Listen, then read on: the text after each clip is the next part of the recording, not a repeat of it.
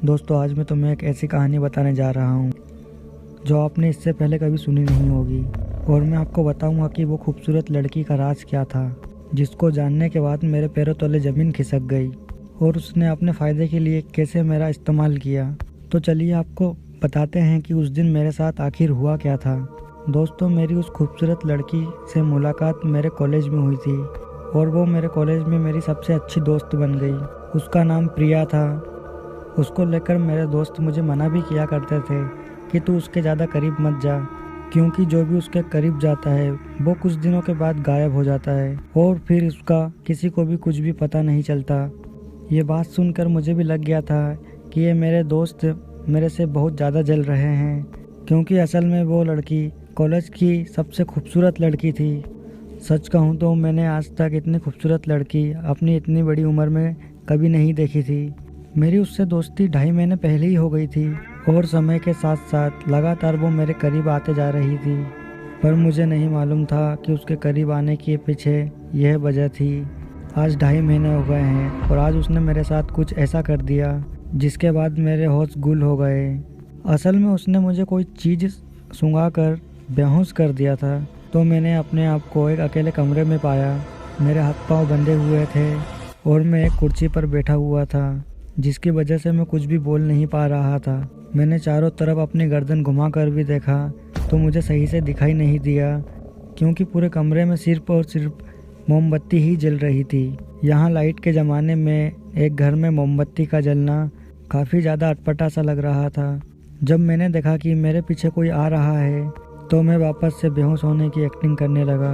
दरअसल मैंने देखा कि मेरे पीछे से वही लड़की आ रही थी जिस पर मैं खुद से ज़्यादा कभी भरोसा किया करता था। मैंने अपनी आंख धीरे से खोलकर देखी तो वो मेरे आगे की तरफ कहीं जा रही थी। मैंने देखा कि उसके चेहरे पे कुछ सफ़ेद सफ़ेद पाउडर लगा हुआ है। तभी मैंने जल्दी से अपनी आंखें बंद कर ली, क्योंकि उसकी गर्दन अब मेरे तरफ ही घूमने वाली थी। मैं बेहोश होने की एक्टिंग ही कर रहा था कि तभी मैंने देखा कि वो एक सफ़ेद चौक को लेकर एक गोला बना रही है और वो इस गोले के अंदर बैठकर कुछ मंत्र वगैरह पढ़ रही है। मैंने अपनी एक आंख धीरे से खोलकर देखा तो मैंने पाया कि उसकी दोनों आंखें बंद हैं, उसके बाल खुले हुए हैं और वो देखने में इस वक्त इतनी भयानक दिख रही थी जिसको शब्दों में मैं आपको बता नहीं सकता। दरअसल मैंने देखा कि उसके हाथ में एक कंकाल मौजूद था। वो उस कंकाल के ऊपर अपना एक हाथ रखी हुई थी और अपने दूसरे हाथ को अपने चेहरे पर मल रही थी। तभी मैंने देखा कि एक काले रंग की परछाई जाकर उसके पास में खड़ी हो गई, पर उस परछाई को देखकर मेरे होश गुल हो रहे थे और मैं बुरी तरीके से डर रहा था। फिर मैंने अब अपनी दोनों आंखें खोल ली थी और अब मुझे उसका डरावना चेहरा और भी ज़्यादा डरा रहा था। मैं समझ गया था कि इसको लेकर जो लोग उन बोलते हैं वो सब कुछ सच है और मैं इसका शिकार बन चुका हूँ, और जो भी इसका शिकार बनता है वो बचता नहीं। अब मुझे वापस से वो पुराने दिन याद आने लगे जब मैं इस लड़की के लिए पूरी दुनिया से लड़ने के लिए तैयार हो गया था। खासकर मैंने अपने बचपन के दोस्तों की भी बातें नहीं मानी थी। काश कि मैं अपने दोस्तों की बातें मान लेता तो आज मेरे साथ ऐसा नहीं होता। दोस्तों, कहानी में आगे बढ़ने से पहले आपको ये जान लेना चाहिए कि आखिर इस लड़की को लेकर कॉलेज में किस तरह की बातें उड़ी हुई थी। लोगों का कहना था कि प्रिया देखने में सिर्फ प्यारी है। लोगों का कहना था कि ये नौजवान लड़कों को अपने प्यार के जाल में फंसाती है और उसके बाद उन लड़कों का कोई अता पता नहीं चलता, और जैसे ही वो लड़के कहीं गायब होते हैं ठीक वैसे ही ये प्रिया और भी ज़्यादा खूबसूरत दिखने लगती है। कुछ लोगों का यहाँ तक का मानना था कि प्रिया काली शक्तियों का इस्तेमाल कर कर नौजवान लड़कों का खून पीती है और काली शक्तियों का सहारा लेकर अपने आप को और भी ज़्यादा खूबसूरत बना लेती है। खैर, मैं इस बात पर बिल्कुल भी यकीन नहीं करता था, लेकिन अपने आप को इस जगह पर देखकर मुझे यकीन हो गया था कि लोग सही बोलते थे और मैं भी मारा जाऊंगा उन लड़कों की तरह जो कि इससे पहले गायब हो गए थे। मैं अपनी दोनों आंखें खोलकर उस डायन को देख ही रहा था जो कि कुछ देर में मुझे मारने वाली थी। तभी मैंने देखा कि उस डायन का मंत्र पूरा हो गया और वो अपनी जगह पर खड़ी हो गई, और मैंने देखा कि वो पहले से और भी ज़्यादा लंबी लग रही थी। फिर जब मैंने अपनी नज़र उसके पैर की तरफ करी तो मैंने देखा कि उसका पैर हवा में था।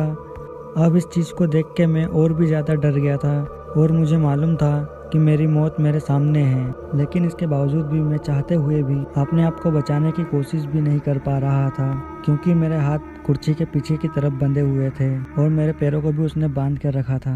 मैंने देखा कि वो सीधे उड़ते हुए मेरे सामने आ गई और वो मेरी खुली आंखें देखकर मुस्कुराई।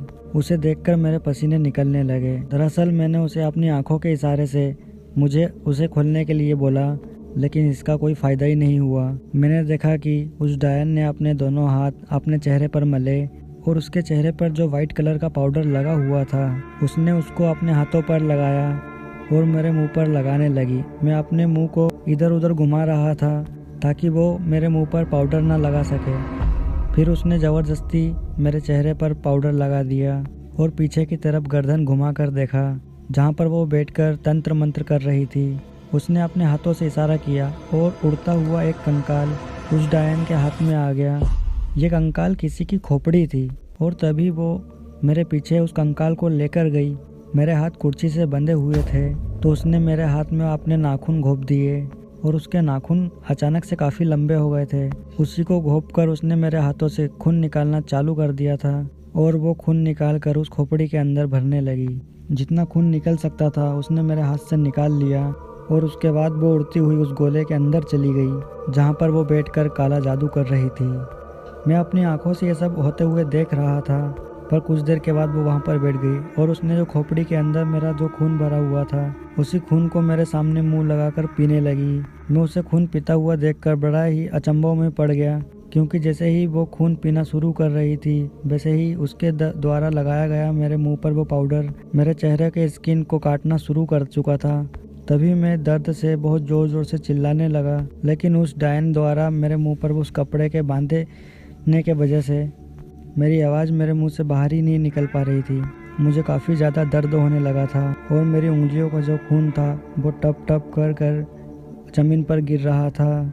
लेकिन सामने बैठी वो डायन बड़े ही मज़े लेकर मेरा खून पी रही थी। तभी मैंने देखा कि अभी उस खोपड़ी से पूरा खून ख़त्म ही नहीं हुआ था कि चेहरे पर लगा वो सफ़ेद सफ़ेद हल्का सा जो पाउडर बच गया था, अब वो अपने आप ही साफ़ हो रहा था।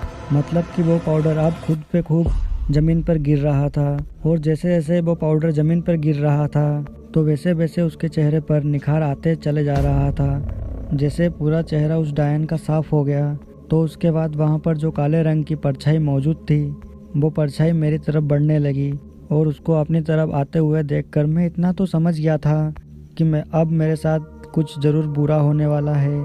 तभी मैंने अपनी आंखें बंद कर ली और मेरा पूरा शरीर डर के मारे पसीने से भीग चुका था। तभी मुझे एहसास हुआ कि कोई मेरा हाथ खोल रहा है और जैसे ही मैंने अपनी आंखें खोल कर देखा तो मुझे पीछे कोई भी दिखाई नहीं दिया। मैंने जब गर्दन घुमा कर देखने की कोशिश की तब भी पीछे कोई नज़र नहीं आ रहा था, लेकिन जब मैंने नीचे की तरफ अपनी नज़रें घुमाई तभी मैंने देखा कि ज़मीन पर एक काले रंग की परछाई है। वो परछाई वही थी जो मेरी तरफ बढ़कर आई थी। अब वो मुझे खोल रही थी। तभी उसने मेरा हाथ खोल दिया और अब मुझे महसूस हो रहा था कि कोई मेरा पैर खोल रहा है। मुझे लग रहा था कि अब मुझे आज़ादी मिलने वाली है, लेकिन मैं पूरी तरीके से गलत था। इस चीज़ का यकीन मुझे आगे जाकर हो गया जब उसने मेरा पैर खोल दिया। फिर उसके बाद मैं बाहर की तरफ भागने की कोशिश करने लगा, लेकिन अचानक से मुझे किसी ने पकड़कर पीछे से हवा में उठा लिया और वापस से मुझे उसी डायन की तरफ घुमा दिया। अब उस डायन ने मुझे ऊपर से नीचे तक देखा और देखकर मुस्कुराने लगी। उसके बाद वो काली परछाई मुझे पकड़कर एक दूसरे कमरे में ले गई और वहाँ पर मुझे एक स्ट्रेचर पर लेटाकर बांध दिया। मैं हाथ पांव चलाने की कोशिश कर रहा था, लेकिन इसका भी कोई फ़ायदा नहीं हो रहा था। तभी वो काली परछाई मुझे अपने से दूर जाती हुई दिखाई दी। मैंने अपने हाथ पांव को हिलाकर भी देखा, पर अब वो पूरी तरीके से बंध चुके थे। मैं चाहते हुए भी अब हिल डुल नहीं सकता था। अब मेरे मन में बस एक ही ख्याल आ रहा था कि अब मेरे साथ क्या क्या होने वाला है।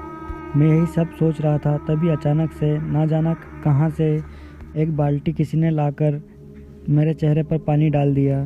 जैसे ही मेरे चेहरे पर पानी पड़ा तो मैं दर्द से झटपटा उठा। मेरे चेहरे पर जो सफ़ेद रंग का पाउडर डायन ने लगाया हुआ था, अब वो पाउडर साफ़ हो गया था और मुझे नीचे बहता हुआ दिखाई दे रहा था। अभी मैं होश में आया भी नहीं था कि सामने से मुझे वही डायन आते हुए दिखाई दी। उसके हाथ में एक दर्पण मौजूद था।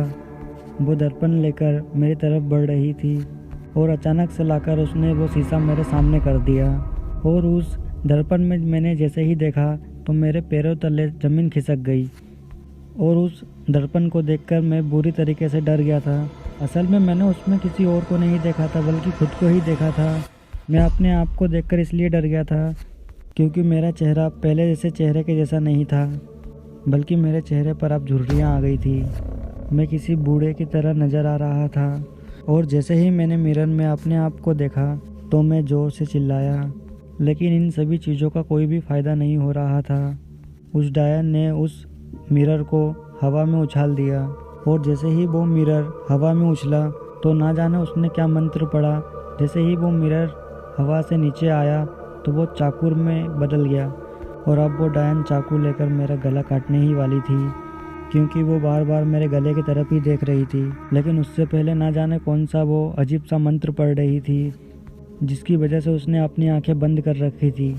मुझे मेरा आखिरी पल दिखाई दे रहा था। मैं इतना तो समझ गया था कि ये मेरा गला काट कर जो भी उसे मेरे साथ करना है वो करेगी, और मौत से पहले अपनी जो यादें होती है मैं उन यादों को याद ही कर रहा था। मैं अपनी आंखें बंद कर चुका था। तभी ज़ोर से एक आवाज़ आई। जैसे ही एक ज़ोरदार आवाज़ आई तो मैंने अपनी आंखें खोली तो मैंने देखा कि मेरे दोस्त लोग मेरे सामने खड़े हुए थे और वो चुड़ैल ज़मीन पर गिरी पड़ी थी। असल में दोस्तों ने आकर उस डायन के सर पर पीछे से एक डंडा मारा जिसकी वजह से वो वही नीचे गिर पड़ी।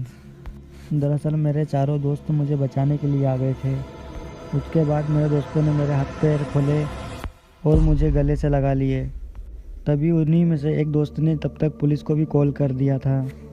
सब लोग मुझे ही देख रहे थे, लेकिन मैं अपनी नज़र इधर उधर घुमाकर उस काली परछाई को देख रहा था जो कि अभी थोड़ी देर पहले मुझे यहाँ पर लाकर बांध रखा था।